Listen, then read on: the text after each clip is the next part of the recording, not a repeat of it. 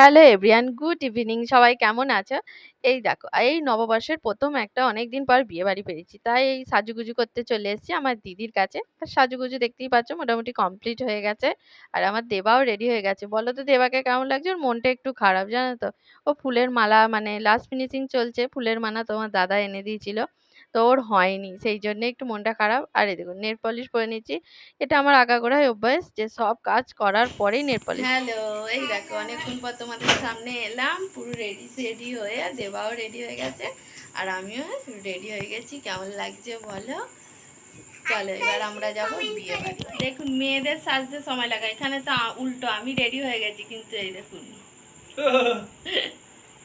সন্ধ্যে 6টা থেকে রাত্রি 9টা পর্যন্ত সেজে এলো আর আমাকে বলছে কিনা লেট হচ্ছে। লেটই তো হয়েছে, তোমারই তো হয়নি। আমাদের কতক্ষণ লাগে বলুন তো? হ্যাঁ, এটা সব বাড়ির সমস্যা। যা হোক করে রেডি সেডি হয়ে গেছে। আর এই দেখো ঠাম্মার লুকটা কেমন লাগছে বলো? ঠাম্মাতে তো সবসময়ই ভালো লাগে। সাদা শাড়ি মানে আমার থেকে ঠাম্মাকেই যেন বেশি ভালো লাগছে। আমি তো এক্ষুনি চশমাটা পরে নেব, তো ঠাম্মার থেকে আরো বেশি বয়স্ক হয়ে যাবো। এই দেখো দেখতেই পাচ্ছ। আর বলতে বলতে আমি মানে যাদের বাড়ি বিয়ে বাড়ি তাদের বাড়ি এসে গেছি। কনেকে দেখিয়েও দিলাম তোমাদেরকে। আর যা হোক করে কনেকে দেখেই আমি কখন ভাবছিলাম এই মকটেলের কাছে আসবো। যাওয়ার সময় তো দেখে গেছি, কখন মনে হচ্ছে এসে খাবো। আমার তো যাই হোক লিপস্টিক উঠুক যাই হোক আমি খাবোই।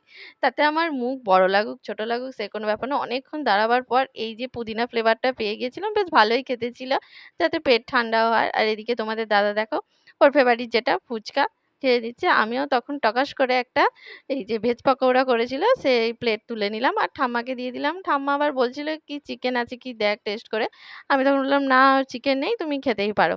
এবার আমার পালা, আমিও ফুচকা না খেলে হয় বলো? যতই বাইরে খাই বিয়েবাড়ির ফুচকা খাওয়ার মজাটাই একটা আলাদা। এই দেখো কত বড় হাঁ করে খেয়ে নিলাম। ওসব আমার খাওয়ার দিকে বিয়েবাড়িতে একদমই লজ্জা লাগে না। কিন্তু আমি যখন দেখছি যে বাবা কি গপাগপ খাচ্ছে, কি জানি কিরকম দেখতে লাগছে। আর এই দেখো ঠাকুমা তো নাজেহাল অবস্থা।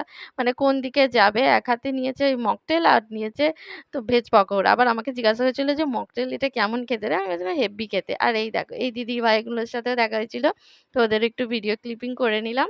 ওরাও ফুচকা খাচ্ছিল। বেশ ভালোই এনজয় করছিলাম। আর দেবাও ওখানে দাঁড়িয়ে আছে। আর ঠাম্মাও খেয়ে যাচ্ছে। মকটেলটা বলছিল একদমই ভালো ছিল না।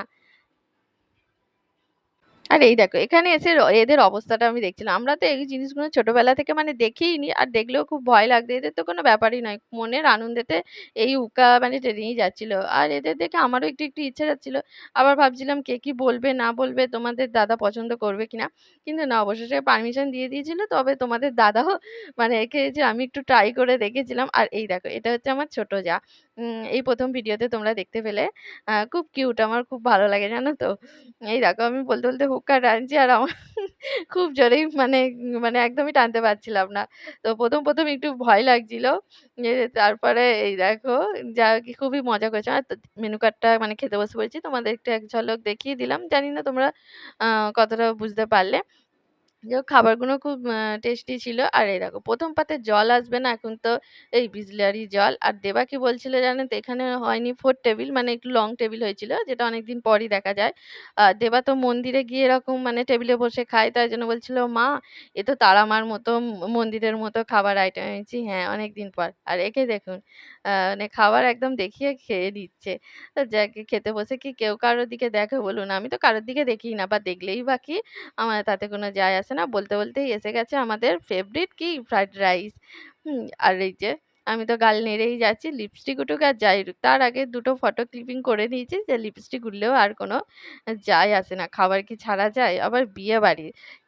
বন্ধ কর।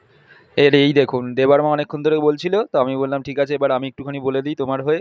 তো দেবার মা তো মনের আনন্দে খেয়েই যাচ্ছে আর আমি তো মাংস খাই না, তো পাছে মাংস বসে খেলে কিরকম লাগে বলুন তো? যাক খাওয়া দাওয়ার পর্ব মোটামুটি শেষ হয়ে গেছে, এবার চলে এসেছি ফায়ার পান। তো ওকে আমি বারণ করেছিলাম, ও বলছে না আমি ফায়ার পান খাবোই। আর মানে বিয়ে বাড়ি গেলে ফায়ার পান খাবে না এটা তো হতেই পারে না, আর এটা একটা আলাদা আনন্দ। এই দেখুন গালটা কি বড় হাঁ করে ঢুকিয়ে দিল পানটা। যাই হোক আর এই যে বিয়ে বাড়িতে এলে মেয়েদের মানে কথা এইটা একটা লাগবেই যে ফোনে ছবি তোলা, সেলফি তোলার আর শেষ হয় না। তো এবার থেকে ভাবছি নিমন্ত্রণ পাড়ার কোনো জায়গায় হতে এলে আমি বলবো যে আমার মেয়েকে আর মিসেসকে নিমন্ত্রণ করে যান, আমাদের লাগবে না নিমন্ত্রণ। আর বলতে বলতেই চলো এখনো ড্রেস চেঞ্জ করিনি, এই মাত্র সবে বাড়িতে এলাম খাওয়া দাওয়া করে। এটাই কখন বললে? চলো বলেও দিলাম। দেখতেই পাচ্ছ ঘাম একদম, কিন্তু সাজটা না একটু খুলতে ইচ্ছা করছে না জানো, যেন হচ্ছে কত তাড়াতাড়ি হয়ে গেল। সাজতে যত না সময় লেগেছে, গিয়ে খাওয়া দাওয়া করে বাড়ি আসতে ততটা সময় লাগেনি। মানে চারিটা থাকলে ভালো হতো, কিন্তু অনেকটা রাত হয়ে গেছে, তাই জন্য বাড়ি ফিরে পেলাম। আবার দেবার কাল স্কুল আছে, সবই তো দেখতে হবে। আর এখনও গান চলছে, তোমরা শুনতেই পাচ্ছ। চলো, আর ব্লগটা বড় করছি না, এখানেই শেষ করছি। সবাইকে জানাই শুভরাত্রি, গুড নাইট, সবাই ভালো থেকো, টাটা।